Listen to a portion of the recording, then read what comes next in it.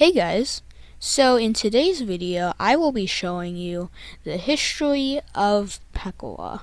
And mostly the reason why is because I found a lot of interesting information about the show, and it is pretty interesting how the beginning of the show started, or how it came to be, the show Pecola. And so this is the history of Pecola. Enjoy. On April 4th, 1960, a man named Naomi Iwata was born. After dropping out of Tumo Art University, he became an independent freelance illustrator after working at a design office. He was also active in illustrations for magazines and advertisements, focusing mostly on drawing pictures for children's books.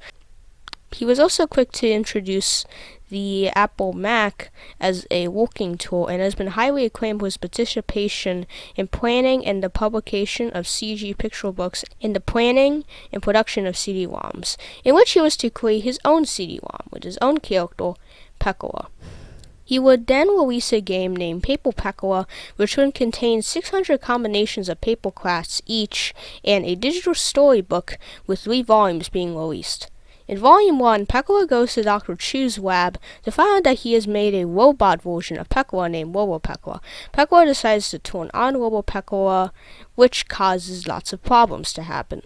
In Volume 2, after Gazelle talks about how great his horns are, Pecola decides that he wants horns too, until he realizes he's special just the way he is.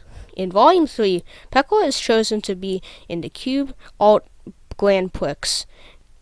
He then goes into town to try to find something to paint, until he decides to paint everything he took and make his own painting, and won in the Grand Prix. But now that I'm done talking about the game itself, let's talk about the stuff that comes with the game, because the stuff that comes with the game is actually pretty interesting. So the first thing that comes with the game is, well, obviously the game itself, the CD. And then after that, the game actually does come with a lot of accessories. And you might be wondering where some of these go. Well, actually, if you lift up the small latch on the box cover, you can actually see Mr. Sarayama's shop and the Galapagos sewer logo. This is how I assume that these pieces go onto it, according to the instruction manual. I obviously have not done it because of how rare this game is, but you can get a basic idea of how it looks like. And with this display, you can basically do whatever you want with your paper Pecola crafts. And then after that, it actually comes with 2 displays, one for the Cube Art Museum and Pecola's house. It even comes with this bottom part for like the floor. This is how I assume it looks, because I haven't done it because of how rare this game is. But this is what it looked. This is a basic idea of what it would look like if I stuck it together. And so yeah, that's basically it. After some time, Paper Pecola made a big breakthrough and became very popular in Japan, and soon in 1998, after Naomi created the Milky Cartoon Company, Pecola made his first appearance on a TV show called P-kies. It spanned 8 short episodes and aired through April 6 to June 3rd, 1998, and paper crafts and images of Pecola were shown in many P-kies magazines. Though as of now, the short episodes are lost, but we hope to see them one day. And after that, it was announced that new volumes of Paper Pecola was to be released. However, this never happened, and it is unknown why it never was released. But a Sega Pico game was released in 1998.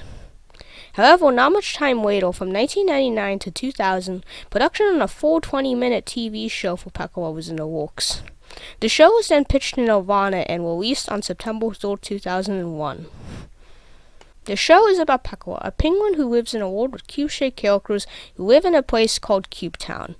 The show aired through Canada, America, Japan, France, Taiwan, and many more. It spanned 26 episodes with 52 segments, with Pecola's final airing being on July 26, 2020 on a TV station called Cubo. Though the history of Pecola may be short due to not too much information existing, I must say, if you look into many of the things that was created for Pecola, it is pretty interesting, especially with all the merchandise that has been created. And also, if you've never actually seen the show Pecola, I highly suggest you do, because it is a pretty good show. And so that is the history of Pecola. So, that's it, guys. Goodbye.